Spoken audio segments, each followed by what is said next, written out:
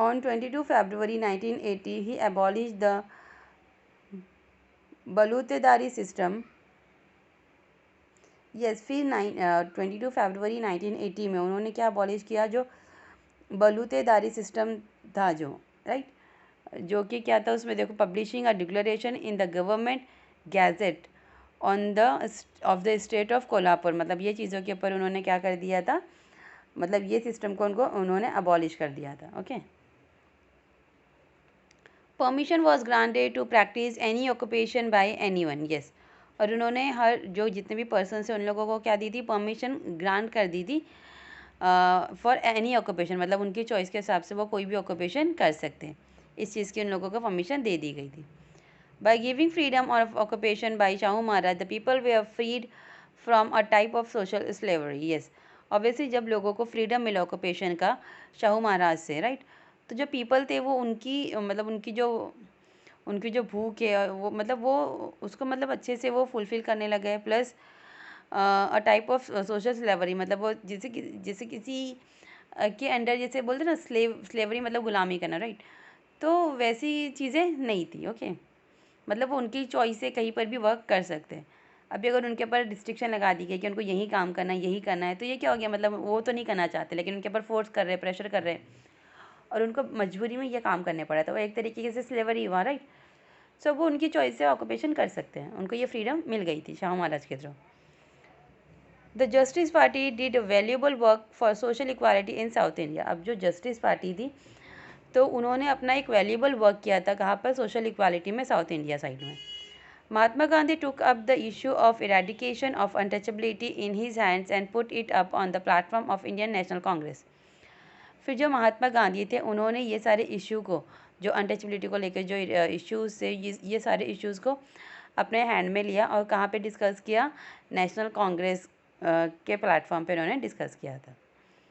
While at Yerwada prison, he debated with the regent Hindu Pandit, stating that the religious texts of Hindus do not support untouchability. Yes, फिर उन्होंने Yerwada prison में जब थे, मतलब वो, तो उन्होंने वो टाइम पे क्या की थी, डिबेट की थी जो हिंदू पंडित थे उनके साथ में, ये सारी चीज़ों को लेकर, जो मतलब ये चीज़ों के पास मतलब ये चीज़ों को सपोर्ट नहीं करते थे, अनटचबिलिटी को सपोर्ट नहीं करते थे।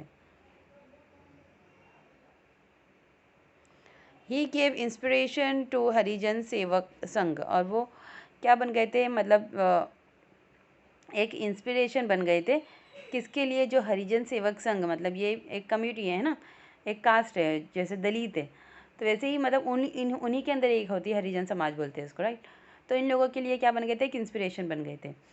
So by taking inspiration from him, Amritlal Vithal Das Thakkar alias Thakur Bappa, Appa Saheb Patwardhan etcetera, this activists dedicatedly work for equality. फिर उनका ये मतलब उनसे इंस्पायर होकर जो दूसरे पर्सन से, लाइक अमृतलाल विठल दास, ये सब ने क्या किए, इन लोगों ने भी क्या किया, वर्क किया इक्वालिटी के लिए। The struggle for the Dalit began under the leadership of doctor Baba Saheb Ambedkar. Yes, अब ये जो दलित के लिए जो स्ट्रगल किया गया था, राइट, स्टार्टिंग से लेकर अभी तक, तो किसके अंडर में हो रहा था, किसकी गाइडेंस में हो रहा था, डॉक्टर बाबा साहेब अम्बेडकर की लीडरशिप के अंडर में हो रहा था। He aimed at establishing a society based on principle of liberty, equality and fraternity. उनका सबसे बड़ा एम क्या था, मतलब वो उनका एम किस चीज़ को इस्टेब्लिश करने में था, वो मतलब सोशली मतलब लिबर्टी, इक्वालिटी और फ्रेटर्निटी के थ्रू उन सोसाइटी को इस्टेब्लिश करना चाहते थे, ये उनका बेस था, ये उनका एम था। He was convinced that the injustice to the Dalit and inequality would not end unless the caste system was completely uprooted.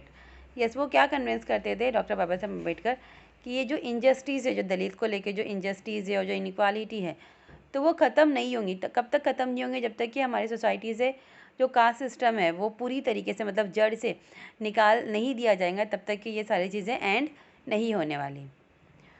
According to him, social equality was a right of the Dalit. Yes, अब उनके through, according to doctor Baba Saheb Ambedkar, जो social equality है ये क्या है, एक right है दलित people के लिए।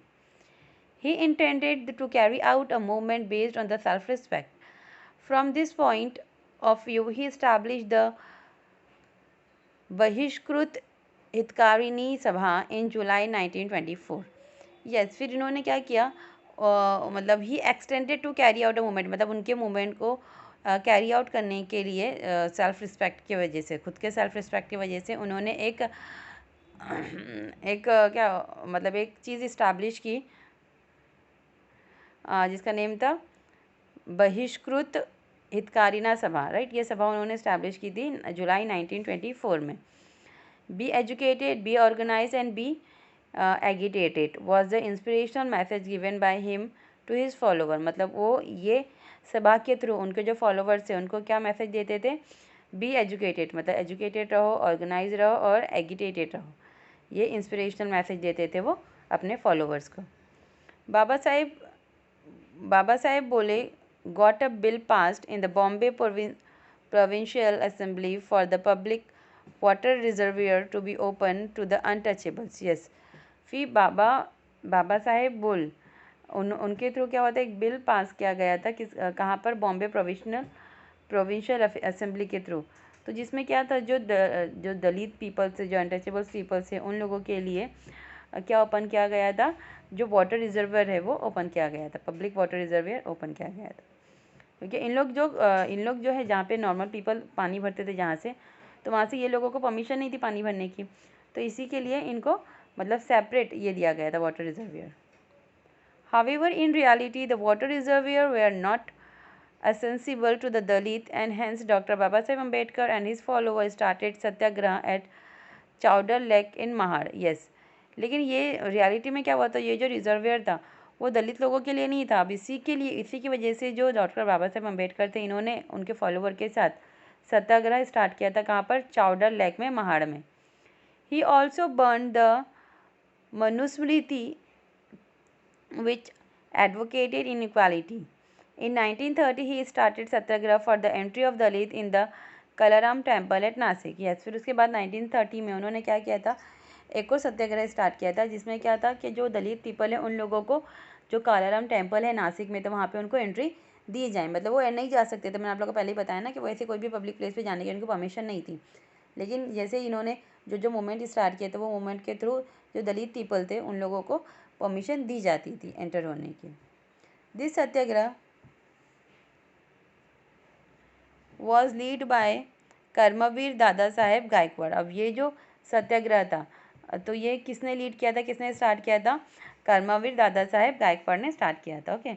Newspaper was an integral part of doctor Baba Saheb Ambedkar movement, yes. अब ये जो न्यूज़पेपर थे ये बहुत ही ज़्यादा इंपॉर्टेंट पार्ट थे डॉक्टर बाबा साहेब अम्बेडकर के मूवमेंट के लिए।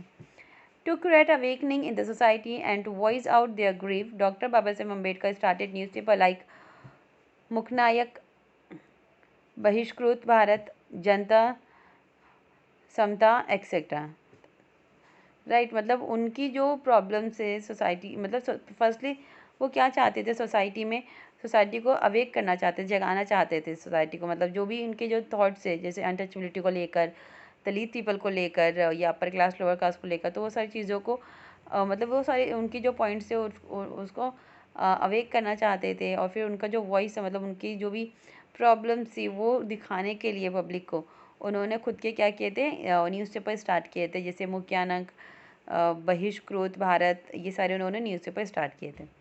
Doctor Baba Saheb Ambedkar establish the independent labour party, फिर उसके बाद उन्होंने खुद की मतलब इंडिपेंडेंट लेबर पार्टी इस्टेब्लिश की। He oppose the law that went against the interest of the worker, yes. और वो ऐसे कुछ लॉ के अगेंस्ट में थे जो कि वर्कर के अगेंस्ट में हो। मतलब जैसे he oppose the law that went against the interest of the labour, मतलब वर्कर, मतलब जैसे वर्कर के इंटरेस्ट के अगेंस्ट में, जैसे कोई भी अगर लॉ जा रहा है तो वो उसके अपोज में थे। He in 1942 he establish all India scheduled caste federation to put forth the issue of Dalit in an effective manner, yes. अब देखो उन्होंने क्या किया, all India scheduled caste federation ये स्टार्ट किया था किस चीज़ के इशू को लेकर, जो दलित पीपल्स के जो इश्यूज थे, for the issue of Dalit in an effective manners, ये सारे मतलब दलित के इश्यूज को लेकर उन्होंने ये स्टार्ट किया था, okay. Through the constitution of India doctor Baba Saheb Ambedkar made a significant contribution to the creation of social society structure based on equality in modern India, yes. फिर जो हमारी कंट्री का जो कॉन्स्टिट्यूशन है उसके थ्रू डॉक्टर बाबा साहेब अम्बेडकर ने क्या किया था, सिग्निफिकेंट कंट्रीब्यूशन किया था सोशल स्ट्रक्चर में, जो कि बेस किसके ऊपर था, इक्वालिटी के ऊपर बेस था मॉडर्न इंडिया में। Okay, and in 1956 along with his innumerable follower he embrace Buddhism that advocated humanity and equality. फिर उनके फॉलोअर्स के साथ मिलकर 1956 में उन्होंने क्या किया था, बुद्धिज़्म, ये जो रिलीजन राइट, उसको एम्ब्रेस किया था, और उसके थ्रू वो क्या बताते थे, किस चीज़ को एडवोकेट करते थे, ह्यूमैनिटी और इक्वालिटी को एडवोकेट करते थे। The struggle for equality has a prominent position in the making of modern India. Yes, अब जो स्ट्रगल था इक्वालिटी को लेकर जो स्ट्रगल था, तो ये बहुत ही प्रोमिनेंट पोजीशन थी, है ना। ऑब्वियसली इक्वालिटी जो है ये बहुत ही प्रोमिनेंट पोजीशन थी किस चीज़ में, मॉडर्न इंडिया को बनाने में। ओके